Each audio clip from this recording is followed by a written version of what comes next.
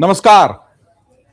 इतवार का दिन है पर 1 फरवरी का भी दिन है और ये ऐतिहासिक घटना भी हो गई कि इतवार के दिन भी बजट प्रस्तुत हो गया। भारत देश का बजट 2026-27 के लिए 1 फरवरी 2026 को प्रस्तुत हो गया है। निर्मला सीतारमण जी ने अपना 9वां बजट संसद में रख दिया है।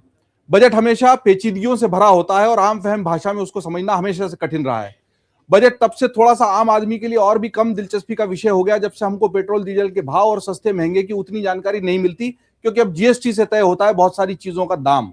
लेकिन उसके बावजूद आम आदमी की दिलचस्पी होती है कि टैक्स का क्या हुआ, टैक्स में बदलाव हुआ या नहीं हुआ। और उसके बाद भी चूंकि ये सारा पैसा जो खर्च होगा, जो कर्ज लिया जाएगा, वो हमारे ही टैक्स के पैसों से भरा जाएगा, तो दिलचस्पी होती है जानने में कि बजट को कोई आम फहम भाषा में समझा दे, बजट की एबीसीडी बता दे।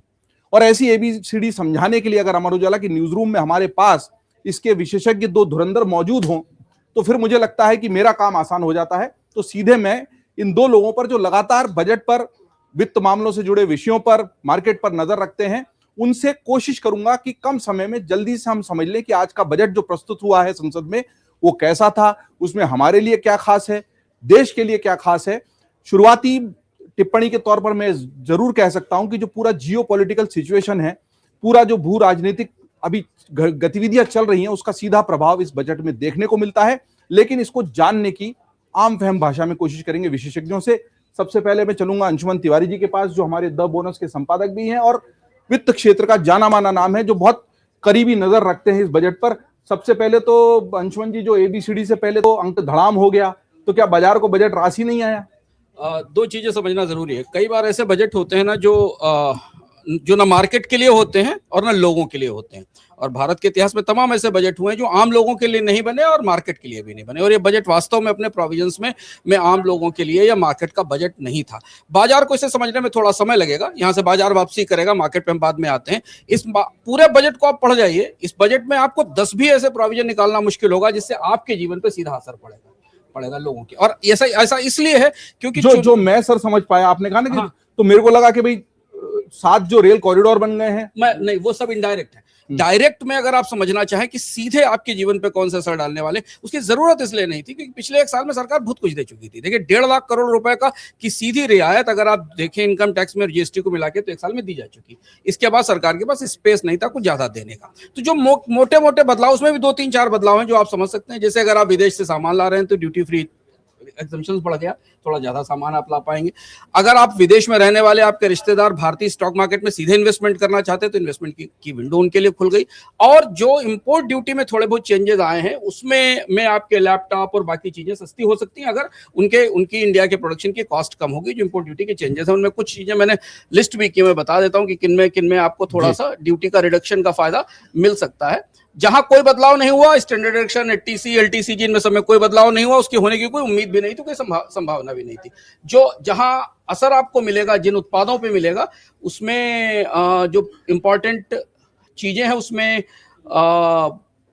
पर्सनल कंप्यूटर्स हैं, मेडिसिन हैं, कुछ रेयर डिसीज की ड्रग्स है, इलेक्ट्रॉनिक्स हैं और ईवी बैटरीज हैं। इन चीजों पर की कीमतें आने वाले दिनों में थोड़ी अगर बाजार में चाहें तो कम हो सकती है। बाकी चूंकि पूरा बजट का प्राइसिंग वाला हिस्सा, टैक्सेशन का हिस्सा जीएसटी के दायरे में चला गया तो बजट के दायरे में वो कुछ बचता नहीं। और इनकम टैक्स में भी सर जो बस केवल इफेक्टिव हो जाएगा वो होता भी नहीं। हमारी अपेक्षाएं भी हमें ठीक रखनी जरूरी है क्योंकि हाँ बिल्कुल होता। आप इनकम टैक्स कानून कोई रोज बनाने वाली चाय थोड़ी है ना कि रोज उसको बदला जाएगा। हमें समझना पड़ेगा ना कि बजट में आम लोगों को देने की सीमाएं खत्म होती चली गई। ये बजट बेसिकली जहां फोकस कर रहा है उस सेक्टर, उन लोगों को इस बजट को के फाइन प्रिंट पढ़कर समझ में आएगा कि क्या हुआ है, कहां फोकस कर रहा है, इस पे हम बाद में आते हैं। तो अभी डायरेक्टली इनकम टैक्स में कुछ नहीं, नया इनकम टैक्स का एक्ट तैयार है, वो लागू हो जाएगा। सरकार ने इनकम टैक्स में बड़ा स्पष्ट रूप से तय कर दिया है कि वो बचतों को कोई प्रोत्साहन नहीं देना चाहती। आप अपना टैक्स बचाइए, खुद आप जिम्मेदार हैं, आपको इनकम टैक्स की लोअर रेट्स का फायदा मिलेगा।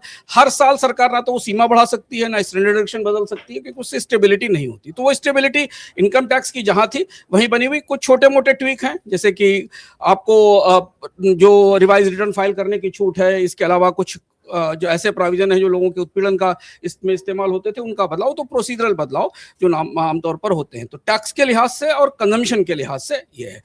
इनडायरेक्टली अगर आप दो चीजें देखें, बड़ी दिलचस्प बात इस बजट में, फार्मर मिसिंग था, किसान मिसिंग था, आपको कहीं जिक्र भी नहीं मिला, सुनने को मिला होगा किसी बड़ी एक दो जगह बहुत मामूली और उसकी आपने किसान की बात करी तो मैं किसान वाले बजट पे भी आ जाता हूं, मेरे पास डेटा है।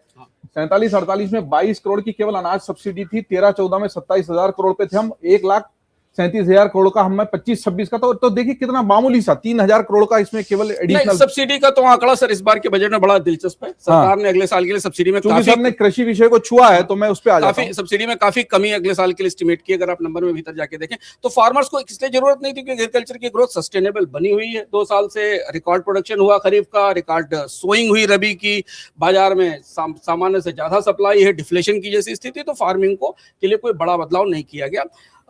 एम्प्लॉयमेंट को सरकार पिछली बार डायरेक्टली एड्रेस करती थी, नई स्कीम है, अप्रेंटिसशिप स्कीम, उन सब का जिक्र आपको बजट में नहीं मिला। इंटर्नशिप देंगे 1 करोड़ लोगों को और 20 लाख करोड़, वो सारी स्कीमें के नतीजे हम लोग अपने स्तर पे एनालिसिस करते हैं, उसके नतीजे सरकार के लिए बहुत मिले जुले रहे।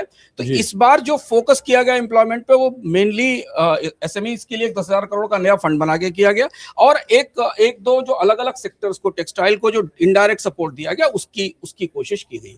तो इस हिसाब से अगर आप देखें तो ये बजट दरअसल उन लोगों के लिए, कॉमन लोगों के मतलब का नहीं है। अंदर इसमें बहुत कुछ है, अंदर है इंडस्ट्री के लिए, अंदर है इन्वेस्टर्स के लिए। इसीलिए स्टॉक मार्केट, अच्छा स्टॉक मार्केट का क्यों गिरा? क्योंकि स्टॉक मार्केट को एसटीटी का झटका लगा। सरकार बजट के लास्ट में वित्त मंत्री ने फ्यूचर और ऑप्शंस पर सिक्योरिटी ट्रांजैक्शन टैक्स बढ़ा दिया, बहुत ही एक लाइन का बढ़ाया 10,000 करोड़ के आसपास का रेवेन्यू था, और 10,000 करोड़ का रेवेन्यू आज मार्केट में लोगों को 30-40,000 करोड़ रुपए का चूना लगा गया उतनी ही देर के अंदर। 0.2 से कुछ 0.6 किया ना सर, काफी 60% बढ़ोतरी है, क्योंकि फ्यूचर ऑप्शंस पे तो बहुत कम लगता है ना, 0.125%। उसका सीधा असर बाजार में हुआ, बाजार एकदम वी शेप से नीचे गया। उसकी वजह यह है कि फ्यूचर ऑप्शंस में जो हाई फ्रीक्वेंसी ट्रेडर्स हैं उनको नुकसान होता है। बीएसई का स्टॉक जो कि एक्सचेंज ट्रेडर है वो तेजी से गिरा, वो 2300 के करीब। हाँ, जितने और भी ब्रोकरेज स्टॉक्स हैं उनमें गिरावट हुई, बट ये बुरा नहीं है।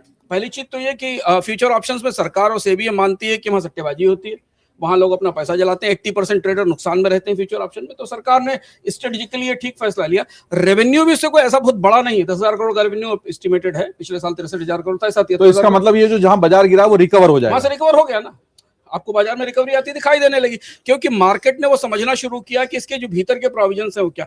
बाजार को जो सबसे अच्छी बात सुनने को मिली इस बजट से वो थी फिस्कल डेफिसिट कंट्रोल्ड, अगले साल कम। हालांकि उसके पीछे गणित बड़ी दिलचस्प है, बाजार समझेगा तो उसको समझ पाएगा।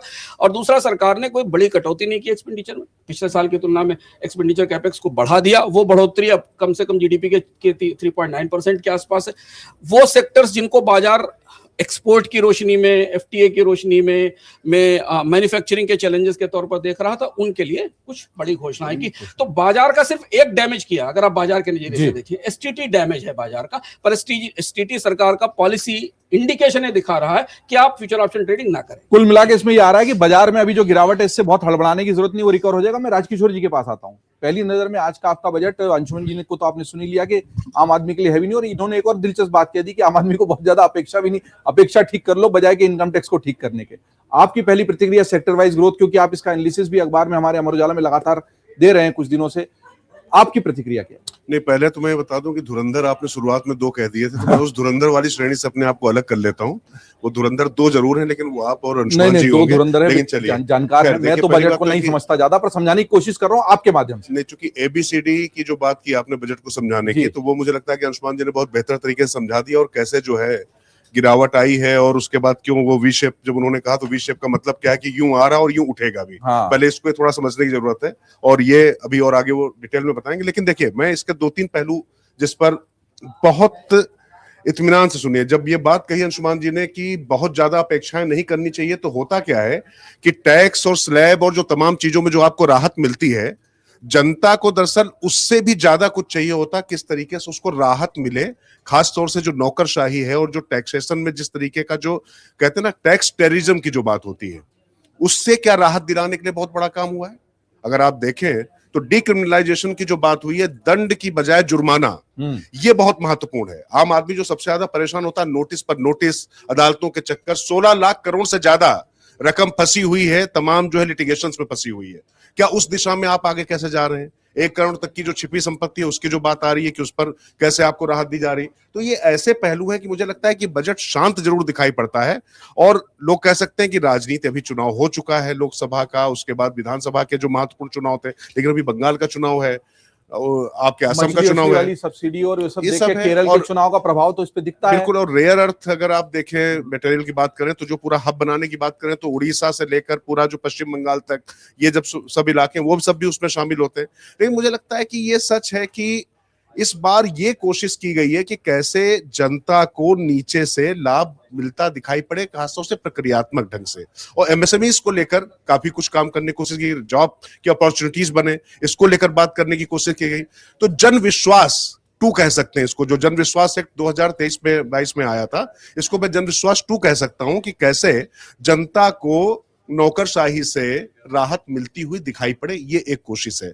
बाकी जो बजट के जो बहुत तकनीकी और जो सूक्ष्म प्रावधान है, उसके लिए आपके पास काफी सूक्ष्म व्यक्ति हैं, आप उनसे बात कर सकते हैं। बजट के तकनीकी प्रावधानों पर मैं अंशुमन जी के पास आऊंगा। अंशुमन जी, बड़ा दिलचस्प है जब हम इस तरह के डेटा को देखते हैं कि हमारा आजादी के समय का कुल बजट ही 197 करोड़ का था, और वहां से हम अब 53,47,000 करोड़ के बजट। ये नंबर इसलिए आप अगर आप इन्फ्लेशन की बढ़ोतरी देखें आजादी के समय से अभी तक की, और इकोनॉमी का साइज देखें जीडीपी के हिसाब से, उस हिसाब से भारत का बजट अगर आप पूरे इकोनॉमी के साइज का देखें तो बहुत ही छोटा दिखता है। हाँ। अगर टोटल बजट इकोनॉमी का साइज का देखें, और इसीलिए सरकार के खर्च से बड़ा मल्टीप्लायर इफेक्ट आता नहीं है। पर इस बजट में 2 चीजें समझना, एक तो बाजार आगे क्या देखेगा, आप क्या देखें, जो नौकरी पेशा लोग हैं जिनको, क्योंकि जो आपने बजट का बोला इसलिए मैं एक मिनट रुक, बहुत प्रश्न जहन में आजकल उठ रहे हैं कि हम चौथी हो गए हैं इकोनॉमी, तीसरी भी हो जाएंगे, लेकिन वो ओवरऑल साइज में हो गए, लेकिन हमारा पर कैपिटा हमेशा क्वेश्चनेबल रहता है। बहुत सारे ऐसे क्वेश्चन, $3,000 का हमारा है, $97,000 का अमेरिका का है, जर्मनी का $63,000 का है पर कैपिटा। तो प्रति व्यक्ति आय नहीं, यदि भी पूरे, अगर आप पूरे सिस्टम में देखें तो बहुत सारे ऐसे पैमाने हैं जिसमें आप कहीं चौथे पांचवे में नहीं है। आप पर कैपिटा कंजम्पशन में देख लीजिए, पर कैपिटा कारों में देख लीजिए, पर कैपिटा पावर कंजम्पशन में पर कैपिटा दूध घी खाने में देख लीजिए, फैट और प्रोटीन कंजम्पशन में देख लीजिए। वो ये दूसरी ही डिबेट है कि आपको एक हेडलाइन दिखती है और उसकी बॉटम लाइन बिल्कुल डिफरेंट होती है। 2014 से आज हम 2024 में खड़े हैं, इतने मेक इन इंडिया सारे मिशन हो गए, मैन्युफैक्चरिंग का जीडीपी में हिस्सा वही है 14%, जिसकी चिंता भी जाहिर की जा रही है। इस बार फिर बजट में वो बात कही गई। चाइना ने वहां हमको बड़ी बुरी शिकस्त दी है। इतना बड़ा चैप्टर फिर लिखा गया, इकोनॉमिक सर्वे में हर साल लिखा जाता है। आप इतनी तमाम कोशिशों के बाद ग्लोबल ट्रेड में भारत का हिस्सा 1.5% से ऊपर जाता ही नहीं, हम 1.5% पे। तो ये सारे पैमाने तो कैसे होगा सर? ये तो इस बार एक्सपोर्ट पे फिर फोकस आया है, तो सरकारें हर बजट में नए सिरे से रक्षा बजट जरूर बढ़ा है, हालांकि इसका जिक्र इस बार आश्चर्यजनक रूप से इस पे मैं आपकी भी टिप्पणी चाहूंगा, ज्यादा बढ़ोतरी नहीं है, 681 से 784 हुआ, ज्यादा बढ़ोतरी नहीं है, नहीं। लेकिन तो दुनिया की स्थिति उसमें तो रक्षा बजट ज्यादा बढ़ोतरी नहीं, क्योंकि रक्षा बजट पिछले साल भी काफी आवंटन किया, हाईएस्ट था। आप अंदर की बात समझिए, देखिए इस बजट में कुछ तो फंडामेंटल्स हैं इकोनॉमी के, भारतीय अर्थव्यवस्था के, जो जहां जैसे ही हैं उनमें कोशिशें सरकार बदलने की करती हैं। पिछले 10 साल में हमने मैन्युफैक्चरिंग में बहुत सारी कोशिशें देखी, पीएलआई में बहुत सारी कोशिशें देखी, लेकिन अगर आप पीएलआई का आंकड़ा देखें तो 2-3 सेक्टर को छोड़ दीजिए, बाकी जगह पीएलआई से कोई रिटर्न नहीं आया। तो वो सब एक रिव्यू का प्रोसेस जो देखती है। 2 चीजें महत्वपूर्ण देखना जरूरी, जब आपको आम लोगों के बारे में या कोई बड़ी घोषणा डायरेक्टली नहीं मिलती है, तो आप क्या देखते हैं बजट में? तब आप देखते हैं स्कीम्स कि सरकार ने बड़ी स्कीमों पर क्या किया। जो बड़ी स्कीम, आपने इस बार पूरे बजट भाषण में किसी भी स्कीम का नाम सुना? नहीं सुना, किसी भी स्कीम का नाम नहीं सुना। पूरे बजट भाषण में जो नई चीजें घोषित की गई, क्यों नहीं किया, अब मैं आपको बताता हूं। सरकार ने पीएम आवास योजना का 29% बजट काट दिया, मनरेगा का करीब बजट काट दिया 21%, 86,000 करोड़ से 68,000 करोड़ आ गया। नेशनल हेल्थ मिशन का, तो वो वाराम जी हो गई ना, वो जीराम जी हो गई। अब जीराम जी के पीछे के हिसाब से जो पीछे के बजट थे और मनरेगा का कंपोनेंट था, वो नंबर है बजट के डेटा में, पर जीराम जी महात्मा गांधी ग्राम स्वराज शुरू किया, वो हाँ उसको जोड़ा, लेकिन अगर आप मनरेगा कंपोनेंट देखें तो वो कम हो गया, वो बजट के डेटा वहां एलोकेट हुआ, लेकिन उसका डिटेल नहीं है। मनरेगा का कंपोनेंट हम मानते हैं, नहीं नए डिटेल भी नहीं है, मतलब मैं पूरी बजट का डॉक्यूमेंट पढ़ के आगे सरकार बताएगी। समग्र शिक्षा का बजट 12% कम हुआ, हेल्थ मिशन 10% कम हुआ, और प्रधानमंत्री गरीब कल्याण योजना जो ग्रेन्स वाली थी, इसके बजट में 8.3% की कमी हुई। टोटल साइलेंटली अगर आप देखें, सेंट्रल सीएसएस के 5.14 लाख करोड़ के बजट को घटा के 4.66 लाख करोड़ कर दिया गया। और यही वो वजह है अगले साल के लिए जो सरकार ने फिस्कल डेफिसिट को 4.4 से 4.3% किया था। तो गैलरी कौन सी थी? गैलरी हम नहीं थे। गैलरी है ग्लोबल इन्वेस्टर्स, गैलरी है बॉन्ड इन्वेस्टर, गैलरी है बॉन्ड यील्ड।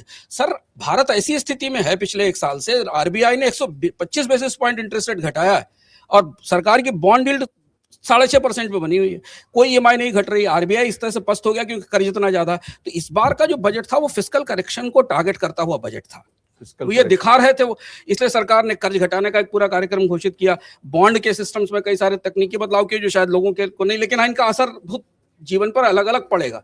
तो अगर आप खर्च में देखें, खर्च में ठीक ठाक कटौती है, अच्छी कटौती है। बहुत ही दिलचस्प बात अंशुमन जी कह रहे हैं कि जो अंदर की फाइनल, इसीलिए मैं कह रहा हूं धुरंधर लोग हमारे साथ हैं कि देखिए थिएट्रिक्स नहीं था, हम लोग गैलरी नहीं थे, गैलरी वो फॉरेन इंस्टीट्यूशनल इन्वेस्टर्स हैं और दूसरे लोग, क्योंकि नगरीय निकाय के बॉन्ड में भी एक मेट्रो के बॉन्ड अगर आप लाते हैं तो उसमें मेट्रो बॉन्ड आ रहे हैं, मेट्रो बॉन्ड तो 100 करोड़ देंगे, 1000 करोड़ से ऊपर के बॉन्ड पे पुरानी उनकी योजना कायम रहेगी। मेट्रो बॉन्ड वाजपेयी जी के दौर से शुरू हुए थे मेट्रो बॉन्ड, इसलिए कहा गया लेकिन सर 1000 करोड़ से ऊपर होगा तो 100 करोड़ देंगे। हाँ, 1000 करोड़ से ऊपर होगा। अब एक चीज ये ले लें, फिर मैं आपको एक दो हिडन चीजें बता दूं जो आपको बजट में नहीं दिखी और आपके दिमाग में टॉप ऑफ द माइंड चल रही थी, जो जहां से ये बजट थोड़ा डार्क हो जाता है, अंधेरा हो जाता है, उसका मतलब। दूसरी चीज मैं बताऊं कि जो घोषणाएं बाकी की गई वो अलग अलग सेक्टर स्पेसिफिक है, अलग अलग सेक्टर्स को, जैसे सेमीकंडक्टर मिशन में पैसा बढ़ा दिया गया। हाँ।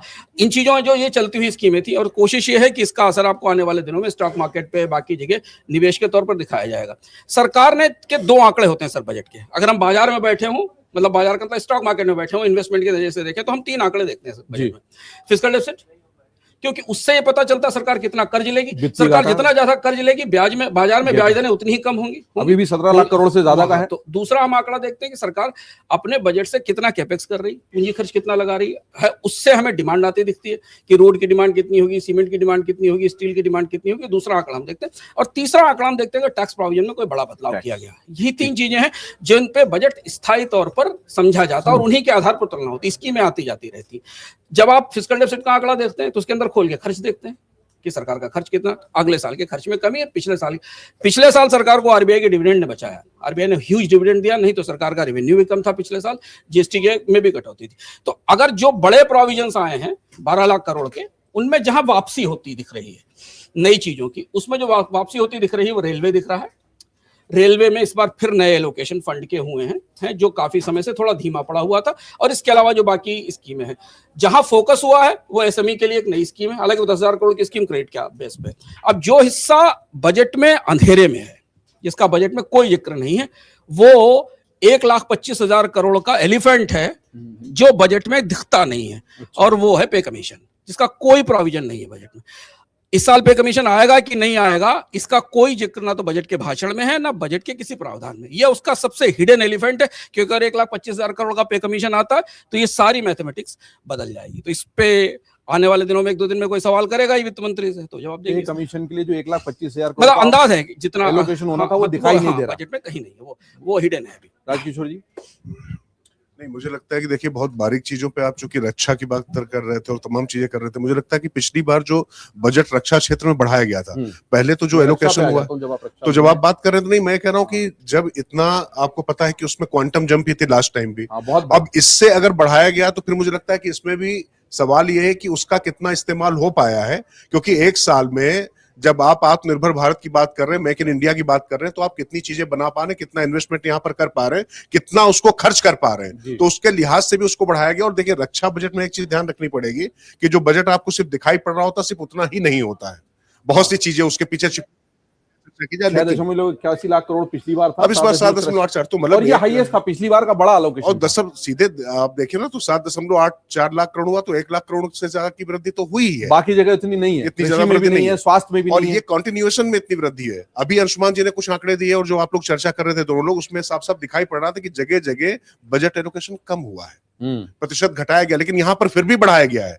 तो इसके मायने तो दुनिया जहां पर जा रही है, तो हमें अपनी, और ऑपरेशन सिंदूर ने ये बता भी दिया है कि कोई साथ खड़ा रहे न रहे, हमें अपनी रक्षा खुद करनी है, नहीं। और रक्षा बजट इसकी कहानी कह भी रहा है। हालांकि मुझे आश्चर्य है राजकिशोर जी, क्योंकि आप पॉलिटिकल चीजों पर भी उतनी ही करीबी निगाह रखते हैं बजट के साथ साथ, इसका कोई बड़ा हंगामा बजट भाषण में कहीं जिक्र रक्षा बजट का कहीं आया ही नहीं, जो कि आता रहा, पिछली बार भी आया था, इस बार भी अगर 1 लाख करोड़ मायने रखते हैं, जब कृषि को आप 10,000 करोड़ दे रहे हैं, स्वास्थ्य को केवल 3 लाख, तो इसका इतना जिक्र नहीं आया भाषण में, उसको पॉलिटिकली आप कैसे देखते हैं? नहीं, मुझे लगता है कि जब आप खामोशी से कोई चीज जब करने की कोशिश कर रहे हो तो वाकई कुछ ज्यादा गंभीर करना चाहते हैं।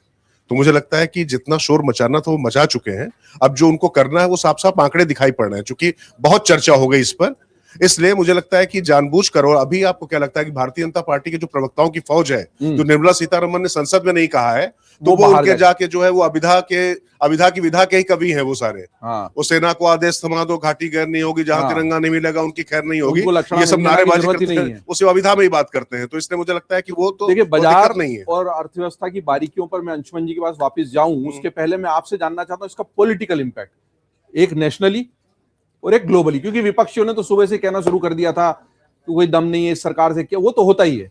राहुल गांधी बैठ के भाषण सुन रहे थे और आज सभी टी शर्ट में भी नहीं थे, सीतारमण जी की कांजीवरम साड़ी भी चर्चा में रही। लेकिन नेशनली इंपैक्ट, पॉलिटिकल और ग्लोबल इंपैक्ट, क्योंकि हमारे ऊपर एक अमेरिकी टैरिफ का भी दबाव है और उस पर भी मैं अंशुमन जी से सवाल लूंगा, तो अंशुमन जी जरूर अमेरिकी टैरिफ के मद्देनजर इसको बताएंगे। और जैसा कि अंशुमन जी ने कहा था बाजार संभलेगा, उसकी खबरें भी आना शुरू हो गई। मैं भी आपको द बोनस और अमर उजाला की हेडलाइंस दिखा रहा था जहां लिखा है कि बाजार सुधर रहा है। बिल्कुल, और वो मतलब समझ में तो आ रहा है। आपका सिर्फ पॉलिटिकल मैं पॉलिटिकल कमेंट, लेकिन उससे पहले एक बात, सबसे ज्यादा उनको देखना है रोजगार के कितने अवसर सृजित किए जा सकते हैं। इसीलिए एमएसएमई सेक्टर और विनिर्माण पे, खासतौर से जब हम मैन्युफैक्चरिंग की जब हम बात कर रहे हैं, तो उस पे उन्होंने बहुत ज्यादा पैसा, इसमें 12.2 लाख करोड़ अगर वो लेकर आ रहे हैं, उसमें भी अच्छी खासी वृद्धि हुई है। तो अगर आप देखें तो 1 रुपए पर अगर कैप हो जाता है तो 3.34 से, मतलब 2.34 से 3.5% तक चला जाता है। तो मतलब लगभग 38 लाख करोड़ के जाने चाहिए उस पर काम आगे, अगर इस तरीके का इन्वेस्टमेंट हो रहा है तो इतना काम होना चाहिए पूरे साल में। तो अब अगर ये स्थिति, तो आप मानकर चलिए कि जो इंडस्ट्री है उसमें ज्यादा से ज्यादा लोगों को ये अवसर मिलेंगे और रोजगार के अवसर बढ़ाने की कोशिश हुई। आपने कहा कि इसका पॉलिटिकल महत्व क्या होगा, तमाम चीजें होंगी। देखिए, चुनाव कहां पर है आपके पास? पश्चिम बंगाल में है, आसाम में है, और मैं फिर कह रहा हूं कि जो ज्यादा इनके लिए क्रूशियल चुनाव, पश्चिम बंगाल इनके लिए क्रूशियल है, बहुत क्रूशियल, लेकिन ज्यादा इंपॉर्टेंट चुनाव इनके लिए अगले साल है यूपी का। तो भैया कुछ बचा के जो बंधा बाग रखना है उसके लिए इस बार मुझे लगता है कि वो ये देख रहे हैं कि इस समय जो वैश्विक परिस्थिति है, ऐसे में दुनिया भर के इन्वेस्टर्स का भरोसा कैसे हो। जब आप यू के साथ एफटीए कर रहे हैं और तमाम चीजें इस तरीके की दिखा रहे हैं, तो लोगों में एक मैसेज दे रहे हैं कि भाई देखिए, अमेरिका हमारे साथ ऐसी चीजें कर रहा है, लेकिन अब पता नहीं, बहुत ज्यादा कमजोर इकोनॉमी जो है ईयू की, वो भी अमेरिका पे बहुत कुछ निर्भर करती है। उससे आप क्या हासिल कर लेंगे, उसकी बारीकियों में आप लोग मीमांसा कर लीजिएगा। लेकिन ये जो मैसेज देने की बात है, ये मैसेज लोगों तक जा रहा है कि भाई मोदी सरकार जो है वो क्या कर रही है कि जितना रक्षा क्षेत्र में कर सकती है, देश की सुरक्षा से कोई समझौता नहीं है। किसान क्रेडिट और तमाम चीजों पे वो बात करें, एआई पर भी बहुत ज्यादा बात हुई, शिक्षा के क्षेत्र में भी बात हुई है। लेकिन अभी जो बात हो रही थी कि मनरेगा का बजट कम हुआ है, लेकिन उसकी जगह आलोचना जब हुई तो उसका कोर्स करेक्शन करते हुए कि बोले वहां पर राम ले आया तो महात्मा गांधी का नाम पीछे कर दिया आपने। तो महात्मा गांधी ग्राम स्वराज योजना लाई गई। तो अभी तक जो मनरेगा चल रही थी, अब ये मोदी जी के महात्मा गांधी आ गए, सोनिया गांधी के महात्मा गांधी भी सामने ही है जब आप पॉलिटिकल कमेंट कर रहे हैं तो। और हमने इसमें दिया भी है, अमर उजाला का एक दिलचस्प ग्राफिक इस वक्त लाइव है कि 10 आंकड़े इनसे तय होगी मोदी 3.0 की आगे की राह, और जिसमें हमने ये सारे मुख्य बिंदुओं को कवर किया है। बिल्कुल, मैं जब कह रहा हूं कि जो सोनिया गांधी के महात्मा गांधी थे जो मनरेगा में, अब वो मोदी जी के महात्मा गांधी आ गया। तो महात्मा गांधी को पीछे नहीं किया गया, ये संदेश यहां पर दे दिया गया, उसको कोर्स करेक्शन की कोशिश की गई। और देखिए, महात्मा गांधी कहते थे कि अंतिम व्यक्ति को जो जब तक आप उन्नति नहीं पहुंचाएंगे, जब तक उस तक विकास की रोशनी नहीं पहुंचाएंगे, तब तक देश जो है वो सही दिशा में नहीं जा रहा है। तो आखिरी आदमी तक जो है गांव की ही बात कर रहे हैं। वो मनरेगा भी गांव की बात करता था और महात्मा गांधी ग्राम स्वराज में भी बात कर रहे हैं। अब उसमें कितना इन्वेस्टमेंट कर रहे हैं, कितना मतलब वहां पर वो बजट दे रहे हैं, ये अभी देखने वाली बातें आएंगे। लेकिन अगर आप इसको राजनीतिक तौर पर देखेंगे, मैं फिर कह रहा हूं कि वो व्यक्ति जो बहुत ज्यादा कोर्ट कचहरियों के सबके चक्कर काटता फिरता था, पिछली बार उनको बजट में टैक्सेशन में काफी राहत दे दी जा चुकी है। और एमएसएमईज और इन सेक्टर्स को जो ज्यादा इन सब चीजों से परेशान थे, 16 लाख करोड़ रुपया आपका फंसा हुआ है भाई साहब। इससे आप पता नहीं कितना जो है आगे जा सकते थे। तो मुझे लगता है कि इन सब चीजों से उबर कर आगे ये पैसा सही दिशा में लग पाए, ये कोशिश है। और ये जो बजट की जो बारीकियां अभी जो लोग लग रहे हैं कि इसमें क्या अच्छा हुआ क्या अच्छा नहीं हुआ, तो ये अभी लगातार जो है ये चलता रहेगा। अभी तो ये बाल कांड है, लंका कांड तक पहुंचते पहुंचते बहुत सारी चीजें होंगी, उसके बीच में सुंदर कांड भी आएगा, तो ये देखने वाली बात है। बाल कांड से थोड़ी कहानी आगे बढ़ाते हुए वापस अंशुमन जी के पास आता हूं। अंशुमन जी, हाँ, आपने इस बीच कुछ और स्टडी कर लिया है। हमने ये 10 कोशिश की है पॉइंट्स बताने की जिनके जरिए ये होगा। और इधर मैं आप इधर बोनस वाले वीडियो पर भी आ जाऊं तो यहाँ पर इंडेक्स लगातार हमारा चल रहा है। इस वीडियो को देखें तो इन दोनों के बीच में मेरा एक सवाल है, एक आम आदमी के रूप में बड़ा मासूम सा सवाल है। आपने तो कह दिया कि अपनी अपेक्षाओं को सुधार लो, लेकिन जब बाजार में महंगाई बढ़ती है और आम आदमी उसी खर्चे में अपना काम नहीं चला पाता उसी इनकम में, तो उसकी अपेक्षा हमेशा वैसी ही रहेगी। और उसको ये भी लगता है कि अगर हम टैक्स दे ही रहे हैं तो हमारे टैक्स का दूसरा सर अगर लेहमैन ब्रदर्स की 2008 वाली मंदी हो या 18 वाली हो या 16, इन सारी मंदियों से भारत को बचाया किसने? तो हमारी बचत ने। नोटबंदी में हम बचे हैं तो घर में रखे हुए पैसे से। लेकिन अब आप कह रहे हो कि बचत छोड़ दो, आप तो 12,75,000 की आय इनकम टैक्स फ्री ले लो और उसके बाद आप बाजार में ये सेविंग सर्टिफिकेट और ये सब खरीदते फिरने के बजाय जम के जूते कपड़े होटलिंग पे खर्चा करो। वहां पे भी जीएसटी लगाई हुआ है, तो डायरेक्ट और इनडायरेक्ट टैक्स मिला के अगर कोई हाई इनकम ग्रुप वाला मिडिल क्लास का भी बंदा है तो वो 60-70% टैक्स दे और जो 100 रुपया कमाए उसमें 30 रुपए पर जीवन यापन करे। ये एक मासूम सा सवाल है, मैं गलत भी हो सकता हूं, लेकिन इस सवाल पर एक विशेषज्ञ के रूप में आपकी टिप्पणी जरूर चाहूंगा। देखिए, हर सरकार अपने पॉलिसी स्टांस और पॉलिसी पर्सपेक्टिव चुनती है। जो आप कह रहे हैं ये सवाल कई लोगों के दिमाग में है और ये बड़ा स्पष्ट है। सरकार ने नीतिगत रूप से फैसला लिया कि उसको बचत नहीं चाहिए, तो बचत आ गई घट के 12%। लेकिन सर भारत की ताकत तो बचत है। ताकत थी। अब सरकारें मानती है कि हमें बचत पे को प्रोत्साहन देने की जरूरत नहीं है, क्योंकि हमको इतना पैसा बचत पे टैक्स एग्जेम्पशन के तौर पर नहीं देना है। हमारे पास स्मॉल सेविंग स्कीम्स हैं जिसमें हम मार्केट से थोड़ा ऊपर इंटरेस्ट रेट रखते हैं, जो कि एनएससी और ये सारी स्कीम है, इनमें आप पैसा लगा लीजिए। हम कोई सीधे बचत में प्रोत्साहन नहीं देना चाहते हैं। इन्वेस्टमेंट पर भी टैक्सेशन बहुत ज्यादा है, इसीलिए लोग बार बार मांगते हैं कि बजट में आए तो लॉन्ग टर्म कैपिटल गेन्स थोड़ा कम हो जाए। हाँ। उसमें अगर आप वहां नहीं दे रहे तो यहाँ दे दीजिए। लेकिन ये पॉलिसी के तौर पर सरकार ने स्थायी तौर पर तय किया कि बचतों को प्रोत्साहन नहीं देना चाहती, और ये हर बार हमें मानते हैं। ये मैं कहता हूं अपेक्षा इसलिए बदल लीजिए क्योंकि हमारी स्मृति बहुत कमजोर है। हम इसे 7 साल 6 साल से इतने साल मुझे बजट कवर करते हुए हो गए। जिस दिन पहली बार सरकार ने नई टैक्स रिजीम घोषित की थी उसी दिन सैद्धांतिक रूप से तय हो गया था कि बचतों को कोई प्रोत्साहन नहीं दिया जाए। हम हर साल बजट से पहले अपने मन में ये अपेक्षा लगाते हैं कि टीसी में कोई चेंज आ जाएगा और हमको फिर रियायत मिल जाए। नहीं सर, लेकिन मेरा इसी में जोड़ रहा हूँ, इसी में एक सवाल जोड़ रहा हूँ, और मुझे लगता है जो लोग लाइव देख रहे हैं इस पैकेज को भी देखेंगे, हम इसको सर एक आदमी ये सोचता है कि जो नौकरी पेशा है, बिजनेस वाला तो चलो बचाए नहीं बचाए दिखाएगा, मैं खर्चा लग गया, डिप्रिसिएशन लग गया, कार खरीदी तो लग गया, लैपटॉप खरीदा तो लग गया। नौकरी वाले का तो 16 के अलावा कोई भगवान है नहीं, तो आपने मेरे को कोई बचत का मौका तो दिया नहीं। जो मुझे टैक्स काट कुटा के तनख्वाह हाथ में दी, उस तनख्वाह को भी मैं शेयर बाजार में लगा रहा हूं, तो कह रहे नहीं निकालोगे तो उस पर भी टैक्स ले लूंगा। एफडी पे इंटरेस्ट आप 3-4%, 5% से ज्यादा दे नहीं रहे हो। पानी की बोतल भी खरीदूंगा तो जीएसटी तो देना है, बिस्किट का पैकेट भी, तो कहीं तो कोई राहत। भाई इन्वेस्टमेंट कर रहा हूं वहां भी तो आप टैक्स ही ले रहे हो। तो उसका नुकसान आप देख रहे हैं ना सरकार के पास। आप देखिए भारत में पिछले 6 साल के भीतर आम परिवारों का की जो लोन लायबिलिटीज है उनकी सेविंग लायबिलिटीज की डबल हो गई। आज जो फैमिलीज की बैलेंस शीट है, मतलब ये दूसरा डिबेट का विषय, उसके लिए डेटा आरबीआई रोज देता है, तो उस पर अलग से बात करेंगे, लेकिन फिलहाल बजट के मद्देनजर भारत के लोग हमारे आम, हाँ, तो सरकार का ये पॉलिसी डिसीजन है कि आपने जो महंगाई का एक और सवाल उठाया कि जो देखिए जीएसटी में कटौती के बाद भी, जीएसटी में कमी के बाद भी सरकार ने बार बार कहा कि हम कटौती को पास ऑन कराएंगे। पूरी कटौती पास ऑन नहीं हुई। अभी भी अगर आप कीमतों में परिस्थिति देखें बाजार में तो कीमतें ऊंची हैं, लेकिन हाँ, सरकार की उस कटौती का फायदा यह हुआ कि थोड़ा बहुत डिमांड में बढ़ोतरी हमें दिखाई दी। तो ये दोनों ऐसी चीजें हैं जिन पर सरकार शायद ये मानती है कि वो बचत को प्रोत्साहन देने का दौर चला गया, लोग अपनी बचत के बारे में खुद सोचें, और टैक्स में जितनी कटौती हो सकती। देखिए, आप एक और समझना जरूरी इस बजट के साथ कि हम अब पीक पर आ गए हैं रियायतों के। आप मान के समझ, कोई भी किसी भी सिचुएशन में कोई ऐसा साल पिछले इतिहासों में नहीं गया 2025 जैसा जहां इनकम टैक्स में और जीएसटी को मिला के इतना बड़ा प्रोजेक्ट कंजम्पशन को रियायत दी गई हो। उसके बाद भी कंजम्पशन नहीं बढ़ा, एक दूसरी डिबेट की विषय है। क्यों नहीं बढ़ा? क्योंकि इनकम नहीं बढ़ रही, क्योंकि 60% 70% लोग अनऑर्गेनाइज्ड सेक्टर से आते हैं। इंडस्ट्रियल सेक्टर में वेजेस फ्लैट हैं, रूरल एरिया में वेजेस फ्लैट हैं। जब वेज नहीं बढ़ते हैं तो आप कोई भी रियायत दीजिए, खपत नहीं बढ़ती। वो एक दूसरा, ऐसा नहीं हो रहा कि आदमी का पैसा बच रहा है तो दौड़ पड़ रहा है। ये बात सरकार की दुकान से 2 किताबें निकलती है ना, एक निकलती है बजट और दूसरा निकलता है इकोनॉमिक सर्वे। वास्तविकता क्या, वो सर्वे में पढ़ लीजिए आप। वो सर्वे लिखता है कि वेजेस फ्लैट हैं, डिमांड कमजोर है। तो ये परिस्थिति है। एक और चीज जो लास्ट में बता दूं, एक और महत्वपूर्ण चीज थी तो इस बजट की दृष्टि से देखने वाली थी वो ये था कि फिनांस कमीशन की रिपोर्ट आ गई। फिनांस कमीशन की रिपोर्ट का बजट में को शामिल किया जाना जरूरी था। यहां राजनीति का एक बड़ा महत्वपूर्ण हिस्सा है जो हमें आने वाले दिनों में फ्लेयर आउट होता दिखेगा। राज्य सरकारें मांग रही थी कि साहब आपने जीएसटी तो हमारे यहां से ले लिया जी, जिस दिन से जीएसटी में कटौती हुई है उसके बाद सारी स्टेट गवर्नमेंट के रेवेन्यू में गिरावट है। इस साल स्टेट गवर्नमेंट जितना बारो कर रही है सर, वो तो सेंट्रल गवर्नमेंट करती है। ये बात मोटे मोटे लाइन में सर्वे में लिखी गई। स्टेट गवर्नमेंट के बजट कोलैप्स कर चुके हैं। मैं कहना नहीं चाहता हूं, तो ये तो सर गंभीर मामला है। तो श्रीलंका बनने की हो रही है क्या? हाँ, सुनिए, श्रीलंका में भी यही हुआ। स्टेट गवर्नमेंट की बोरोइंग्स रिकॉर्ड है इस समय। इस बजट में ये उम्मीद थी कि राज्य सरकारों की मांग थी कि केंद्र सरकार अपने राजस्व से 50% हिस्सा राज्यों को दे, जो कि 41% के आसपास है।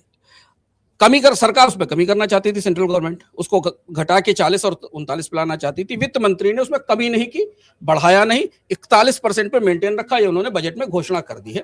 यानी उन्होंने वित्त आयोग की जो सबसे बड़ी सिफारिश थी, प्रमुख सिफारिश थी, उसको मान लिया। वित्त आयोग ने भी उसे बढ़ाने की बात नहीं कही थी। या हाँ बात है, हाँ 50%, कुछ स्टेट तो 50% मांग रहे थे। उनका कहना था कि यहाँ 50% हिस्सेदारी दी जाए, क्योंकि जब हमारे पास अब जीएसटी तो हमारे यहाँ से निकल गया, फैसला आप ऊपर जीएसटी काउंसिल में कर लेते हो, रेवेन्यू हमारा टूट जाता है। जब से सितंबर से सरकार ने जीएसटी में कट किया है, सारे स्टेट्स के रेवेन्यू 5-5%, 6-6%, 7-7% गिरे। सबकी बोरोइंग्स पिछले क्वार्टर में 1.5 गुनी 2 गुनी हो गई। ऐसी स्थिति आई थी दिसंबर में, जब आरबीआई को राज्य सरकारों को बाकायदा घोषित करके कहना पड़ा था कि बोरोइंग मत करिए, मार्केट में पैसा अवेलेबल नहीं है, रुक के फंड लीजिए। तो हम राज्यों का कैसा चलेगा काम? हम लोग उसे रिपोर्ट भी कर रहे थे बराबर। तो वो एक फैसला है जहां राजनीति आप आने वाले समय में देखेंगे कि या तो राज्य सरकारें केंद्र सरकार से रियायत और मांगेंगी, या फिर वो अपने लेवल के ऊपर रेवेन्यू के नए सोर्स मांगेंगी, और या फिर उन्हें आरबीआई को किसी न किसी तरह से बाजार में कुछ ना कुछ करना पड़ेगा। आपको मालूम है राज्य सरकारें किस लेवल पे लोन ले रही है? आपसे ज्यादा खराब साख है।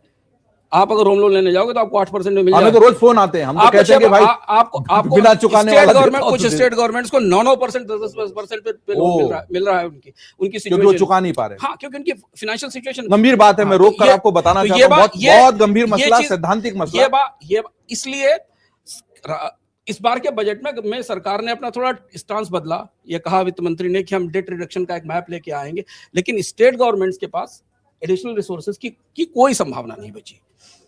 तो अभी फिनांस कमीशन की बाकी सिफारिशें जब लागू होंगी तो हमें समझ में आएगा कि वास्तविक तौर पर राज्य सरकारों के लिए क्या है। यहां से एक राजनीतिक विषय उठेगा, राज्य सरकार इस पे सवाल उठाएंगी। और उसमें छोटा सा जो आप बात बता रहे थे, इसमें बस एक चीज समझना चाह रहा हूँ, और मतलब हाँ, आपकी परमिशन लेके दे अरे नहीं, मैं बस क्योंकि ये बड़ा गंभीर सैद्धांतिक गंभीर विषय है, क्योंकि ये जो पॉपुलिस्ट मेजर्स उठाए जाते हैं तमाम चुनावों से पहले, विधानसभा चुनाव से, लाडली लक्ष्मी, लाड़की बहना, सब कुछ, अब ये महाराष्ट्र हो, चाहे इससे पहले मध्य प्रदेश हो, दिल्ली, हरियाणा, कोई पूरा नहीं कर पा रहा, हर जगह की बात है, झारखंड, ये जो राज्यों की स्थिति खराब हो रही है, इसको लेकर बजट में अभी तक ऐसे चर्चा में तो कुछ सुनाई नहीं पड़ा, लेकिन इसको हतोत्साहित करने के लिए वाकई जिस तरफ परिस्थितियां जा रही हैं उसको लेकर कुछ कहीं पर आपको दिखाई पड़ता है कि उसपे कुछ अंकुश लगाने की कोशिश हो रही है? देखिए सर, महाजनोयन गतः पंथा जो केंद्र सरकार करती है वो जेन्युइन होता है, जो नीचे होता है वो पाप होता है।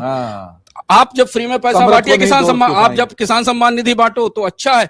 कोई राज्य सरकार अगर कैश ट्रांसफर करने लगे तो गलत है। तो ये कोरोना की अन्न योजना अभी भी चल रही है। ये 2 तरीके के पैमाने सरकार ने बनाया। इकोनॉमिक सर्वे यहाँ सरकारों, राज्य सरकारों को सिखा कैश ट्रांसफर हम करते रहेंगे साहब, हमारे पास है कैश ट्रांसफर करने का पैसा। तो आज स्थिति कैश ट्रांसफर की क्या है? एक राज्य ने, जिसका हाल में भी चुनाव खत्म हुआ है, उसने चुनाव से पहले अपना 36% रेवेन्यू सिर्फ कैश ट्रांसफर में दे दिया। और इंडिया के 9 ऐसे राज्य हैं जिनके कैश ट्रांसफर उनके स्टेट के जीडीपी के 11% तक चले गए। हाँ, बिहार 36% रेवेन्यू दिया है बिहार ने चुनाव जीतने के लिए। तो ये हो गया है वोट खरीदने का पूरा सिस्टम। ये अब वो जब फाइनली हिट करता है, आपके पास टैक्स तो बढ़ता नहीं, टैक्स तो घट गया। ऐसा कभी भारतीय राजकोषीय, मैं कह रहा हूँ ये दूसरी बहसें हैं सर बजट के बाहर की, ऐसा भारत के राजकोषीय इतिहास में कभी नहीं हुआ कि जिस क्वार्टर में राज्य सरकारों का रेवेन्यू गिरा हो उसी क्वार्टर में उन्होंने फ्री पैसे बांटे हों लोगों के। उसका नतीजा है कि 5,000 करोड़ की बोरोइंग लिए राज्य सरकार खड़ा, बैंक मना कर रहे हैं, बैंक कह रहे हैं पैसा नहीं दे पाएंगे आपको, आरबीआई बार बार इंटरवीन करता। तो ये जो चीज है, इसलिए शायद इसलिए सेंट्रल गवर्नमेंट ने इस बार अपने बजट में, एक्सपेंडिचर बजट में कमी की स्कीमों में, कि भाई चलो तुम भी बांट लो कर्ज लेके, हमको भी कर्ज लेना पड़ता, तुम भी कर्ज लेते हो, आपको ना दोनों ही कर्ज लेके चलते हैं। और उनको मना आप कर रहे हो। इस साल की स्थिति क्या है बजट की? इस साल सेंट्रल गवर्नमेंट लेगी 10 लाख करोड़ का कर्ज और राज्य सरकारें लेंगी 9 लाख करोड़ का कर्ज। इंडिया की हिस्ट्री में कभी ऐसा नहीं हुआ जब सॉवरिन के बराबर स्टेट कर्ज ले रहा हो। बराबर हो गए, बराबर हो गए। इकोनॉमिक सर्वे ने बड़ा गंभीर आंकड़ा है। केंद्र सरकार, मैं इसको समझा दूं जो लोग सुन रहे हैं, केंद्र सरकार अपने घाटे को पूरा करने के लिए 10 लाख करोड़ के करीब का कर्ज लेगी, लेकिन सारे राज्यों का जो कर्जा लिया जाएगा वो मिलाकर भी 9 लाख करोड़ है। और अंशुमन जी कह रहे हैं कि भारत के इतिहास में, अर्थव्यवस्था में ऐसा कभी नहीं हुआ, और ये बड़ा गंभीर संकेत है। मैं जब श्रीलंका को समझने की कोशिश कर रहा था और मुझे तब समझ में आया कि श्रीलंका इसलिए डूबा क्योंकि उसने जरूरत से ज्यादा कर्जा लिया, लेकिन जब उसी समय मैंने अपने राज्यों की फहरिस्त देखी, पंजाब, हिमाचल, ये इन राज्यों के जो कर्ज थे वो उस हद तक, महाराष्ट्र, वहां पहुंच चुके थे जहां पर श्रीलंका से बुरी स्थिति थी। वो तो आरबीआई के दखल से उस वक्त स्थिति समझ गई। तो मेरे इसमें बहुत सारा डेटा आपका भी विस्तार की चुपगोइयां है ना, उनको समझने की कोशिश करनी चाहिए बिटवीन द लाइन। मैं तो इसलिए भी समझ रहा हूं, आप जब कह रहे थे तब मेरे जहन में भी दुष्यंत कुमार गूंज रहे थे। आपने कहा कि ये बजट से इतर की चर्चा है और इन पर बाद में बात करेंगे, और मैं सोचता हूं पत्रकार होने के नाते बाद में क्यों बात करेंगे, क्योंकि मैं तो ये कहूंगा कि मैं इन बेपनाह अंधेरों को सुबह कैसे कह दूं, मैं इन अंधेरों का तमाशबीन नहीं हूं। ये बात तो राज्य सरकारों की स्थिति पे कभी विस्तार से, लेकिन हाँ, आरबीआई वित्त मंत्री ने इसमें कुछ नहीं कहा, इकोनॉमिक सर्वे ने काफी कुछ कहा, लेकिन फिनांस मिनिस्ट्री अपने लेवल पे वित्त मंत्री कुछ ऐसा कर रहे हैं। क्यों कर रहे हैं आप समझिए। आप हिडन, मैं आपको हिडन कैसे, केंद्र सरकार, क्योंकि साख तो भारत की खराब होती है। आपको मालूम है इंडिया दुनिया की 5वीं सबसे बड़ी इकोनॉमी है, पर रेटिंग जंक है 12 साल से, जंक से जरा सी ऊपर है। जबरदस्त विरोधाभास। मूडीज और एसएनपी ने पिछले एक डिकेड से भारत की रेटिंग नहीं बदली है। क्यों नहीं बदली? क्योंकि फिस्कल डेफिसिट और बारोइंग है। तो सेंट्रल गवर्नमेंट ने क्या किया कि अगले साल फिस्कल डेफिसिट का नंबर कम कर दिया कि भाई अगले साल हम कर्ज अपना कम करेंगे ताकि राज्य सरकारों का कर्ज ज्यादा हो बाजार में। और ये बड़े शिफ्ट हैं सर, ये बड़े फिस्कल शिफ्ट हैं जो इस बजट में दिए गए, जिनको हमें आगे चल के समझने की जरूरत होगी। हम विस्तार से बात करेंगे थोड़ा समय में। मैं एक चीज समझना चाह रहा हूँ, आखिरी मतलब सवाल, क्या आपको लगता है कि पॉपुलिस्ट राजनीति, चुनावी राजनीति, उससे हटकर इस पर वाकई थोड़ा सा यथार्थ के धरातल पर आकर इस बजट को बनाने की कोशिश की गई है? जो कोर्स करेक्शन जो करने हैं, क्या इससे आगे वो रास्ता आपको बनता हुआ दिखाई पड़ रहा? क्योंकि जो कमियां हैं, क्योंकि लगातार तो ये चलता नहीं रह सकता है, क्योंकि आप लगातार कर्ज लेकर घी पीते रहे, वो चारवाक तो चल गए, लेकिन अब देश तो नहीं चल सकता। सेंट्रल गवर्नमेंट के लिए एल्बो रूम बहुत होता है, राज्य सरकारों के पास उतनी जगह नहीं होती। मैं इसमें हमेशा जब ये बहस शुरू होती, तब जिस समय चुनाव में घोषित किया जाता तब कोई इकोनॉमिक सर्वे नहीं बोलता है, तब कोई वित्त मंत्रालय नहीं बोलता है, तब ये सलाह कभी नहीं दी जाती जब चुनाव में ये घोषणाएं की जाती हैं। सबको पता है कि फिनांस कहां से होगा भाई। अब तो बजट आपके सामने खुले हुए हैं, जिस भी सरकार का की स्कीम आ रही है उसका बजट खोल के देख लीजिए पैसा कितना है। तो है क्या, ये एक किस्म का पाखंड भी है, ये वोट की खरीदी है, हिपोक्रेसी भी है। लेकिन इस समय क्राइसिस है और वो क्राइसिस सरकार महसूस कर रही है। बजट आपको एक संकेत दे रहा है कि भारत को अगर अपना डेट कम नहीं किया उसने, जो अगर केंद्र और राज्य सरकारों का डेट मिला लीजिए, जनता का कर्ज मिला लीजिए जो आपने हम लोगों ने ले रखा है, और कॉर्पोरेट का कर्ज मिला लीजिए, तो हम जीडीपी के 100% से ऊपर बैठे हुए हैं, 100% के आसपास है। लेकिन चूंकि फिगर होता है सरकारों का बजट, केंद्र और राज्य सरकारों का पब्लिक डेट होता है, तो जो प्राइवेट डेट होता है वो शामिल नहीं होता। तो वो उस संकट की झलक परोक्ष रूप से छिपाकर इस बजट में दिखती है। और इसीलिए वित्त मंत्री ने इस बार राजकोषीय घाटे से ज्यादा कहा कि हम अगले 5 साल में भारत का कर्ज घटाएंगे जीडीपी के अनुपात में। तो ये उसी को रेखांकित करता हुआ दिखता है। और ऐसी स्थिति में जब आप सोचोगे कर्ज में दबा हुआ एक देश है ये एक सरकार है, मैं तो अक्सर कहता हूं कि राज्य सरकार अगर कंपनी हो और उनको मार्केट में लिस्ट किया जाए तो उनको कौन खरीदेगा? कोई लेगा ही नहीं उनका। मतलब उनकी बैलेंस शीट में दिख रहा होगा लॉसेस और वो पार्टी कर रही होंगी, उनका आईपीओ कौन तो ये बिल्कुल वैसी स्थिति। तो ये उस करेक्शन का बजट है। सब बहुत सारे अंदर इनहेरेंट करेक्शंस हैं, बहुत सारे ऐसे भी उपाय हैं जिन उपायों से चीजें फिस्कल लेवल पे ठीक होंगी। कई सारे गैम्बिट्स हैं, कई सारे जो अंधेरे कोने हैं वो जब आएंगे तो क्या होगा हमें ये पता नहीं। कई सारे इस बजट के अंधेरे कोने जो स्पष्ट रूप, लेकिन हाँ, ये बजट निश्चित तौर पर आम लोगों के लिए नहीं था, उनके लिए दिवाली का तोहफा पिछले साल सितंबर में आ चुका है। जीएसटी उत्सव हम मना चुके। तो वो उत्सव हो गया, उस उत्सव का ही असर है ये कि इस साल सरकार को फिस्कल डेफिसिट को 4.3% करना पड़ा है। ये उत्सव का बिल है, उत्सव की कीमत चुकानी पड़ती है और उत्सव की कीमत हम चुकाएंगे। उत्सव का बिल है जो पे रहे। बचत उत्सव रहा, बचत उत्सव में बड़े दिवाली में हमने विज्ञापन भी देखे और गाड़ियां भी खरीद ली जिसकी ईएमआई लोगों को आप भरनी भी पड़ रही है। तो कहीं ना कहीं तो कीमत चुकानी पड़ती है। जैसे कहा भी जाता है कि there is no free lunch, if it is there it may have poison. So free lunch कुछ होता नहीं है। कुछ टिप्पणियां आप आखिरी करना चाहें? मैं इसको लाइव को क्लोज कर रहा हूं। नहीं बिल्कुल, मुझे एक जो सिल्वर लाइनिंग जो मुझे दिखाई पड़ रही, कई बार क्या होता है कि बहुत पॉपुलिस्ट मेजर्स जो उठाए जाते हैं उससे किस तरीके से बजट का जो मूल जो तत्व है वो पूरी तरीके से कंप्रोमाइज हो रहा था।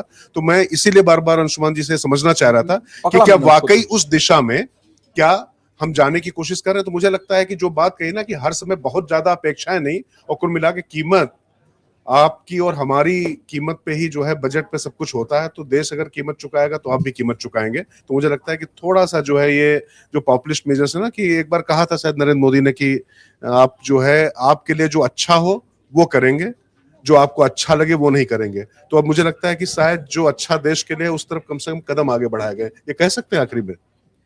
अब सरकार इस बजट में तो अगर आप स्कीमों के हिसाब से देखें तो गवर्नमेंट पॉपुलिस्ट नहीं है, लेकिन मैं वही कह रहा हूं ना कि इसमें बड़ी हिपोक्रेसी है कि केंद्र सरकार कुछ करती है, राज्य सरकारें फिर बाद में वही करने लगती हैं। तो या तो अब जैसे इसमें क्या ना, मुझे जिसकी उम्मीद थी बजट में कि अगर ये इतनी बड़ी क्राइसिस है तो फिनांस मिनिस्टर को सेंट्रल और स्टेट की एक फिस्कल कमेटी घोषित करनी चाहिए थी, राज्य सरकारों के डेट की लिमिट तय करनी चाहिए। एजेंडे की कमी नहीं, एनके सिंह कमेटी की रिपोर्ट सरकार के पास रखी टेबल के नीचे जिसने कहा है कि केंद्र और राज्य सरकारों के कर्ज की एक स्ट्रिक्ट सीमा तय कर दी जाए, उससे ज्यादा अगर कोई कर्ज लेता है तो उसका कर्ज मार्केट से डिनाई कर दिया जाए। वो सब गायब है रिफॉर्म्स, उन सबका कोई जिक्र नहीं है, ना यहाँ है ना। तो बातें हैं, बातों का क्या। अभी तो यूजीसी की कमेटी की केवल गाइडलाइंस को समझने में लगे हैं और उसी में समय लगा रहे हैं। वो सब है, ऐसा नहीं है कि मैं आपको कोई ऐसी चीज बता रहा हूं जो कहीं कहीं एलियन के तौर पे आई। ये सब दस्तावेजों में सरकार के पास लिखा हुआ रखा है कि ये कर्ज की क्राइसिस कब आ जाएगी, उनको पता है कैसे इसको ठीक किया जाए, पता, पर उस सबका कोई ऐसा स्ट्रिक्ट जिक्र नहीं है। कुल मिला के ये कहा जाए कि मतलब आखिरी में बस दिलचस्प है। कहते हैं जयदीप जी, कुल मिला के बड़ी शेरो शायरी हुई है। तो कुल मिला के इस चर्चा में ये ध्यान रखा गया है कि सिर्फ खुशामद ना हो। तो फिराक कहते थे ना कि कहीं से ढूंढ कर लाओ वह दिमाग जो खुशामद आदतन नहीं करता। तो यहाँ खुशामद नहीं, यहाँ पर परिचर्चा हो रही, समीक्षा हो रही है, वो भी निर्मम तरीके से। बहुत बहुत धन्यवाद। मैं शुरुआत में इन दो लोगों को धुरंधर क्यों कह रहा था, ये आप लोगों को समझ में आया होगा इस लाइव में, क्योंकि हमने उन बारीकियों को समझने की कोशिश की जिसकी आमतौर पर चर्चा नहीं होती है।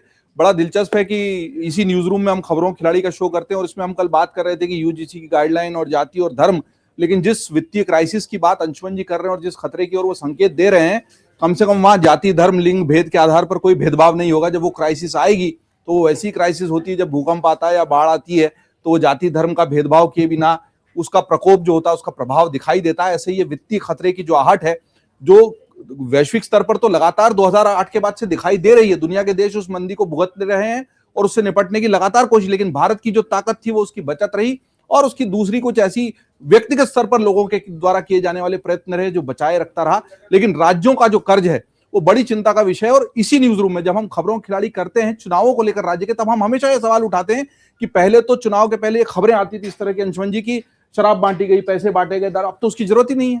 सरकार खुद सीधे पैसे बांट रही है और वोट के लिए रिश्वत दे रही है, और वो रिश्वत कितनी महंगी पड़ती है, क्योंकि अपेक्षा आपकी गलत नहीं है। आपको कुछ बजट में जीएसटी में मिल गया तो आप आगे, लेकिन आगे आप तब रखेंगे जब इस कर्ज के जंजाल से मुक्ति मिलेगी।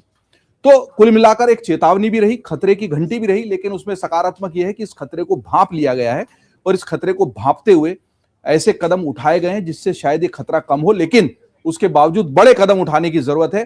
कहां हम दूसरी छोटे मोटे मसलों में पड़े। एनके सिंह कमेटी की रिपोर्ट है, सारे राज्यों को एक साथ एक टेबल पर आना चाहिए, चाहे आपको इन पॉपुलिस्ट मेजर्स को कम करना पड़े, वोटों की राजनीति की खातिर आपने जो डायरेक्ट ट्रांसफर करना शुरू कर दिया खातों में उसको कम करना पड़े, लोगों के भीतर नाराजगी आ सकती है, लेकिन जब देश की अर्थव्यवस्था सुचारू चलेगी तभी देश चलेगा। ये शायद बड़े पैमाने पर समझाने की जरूरत है, और वो बिल्ली के गले में घंटी कौन बांधे वाली बात है।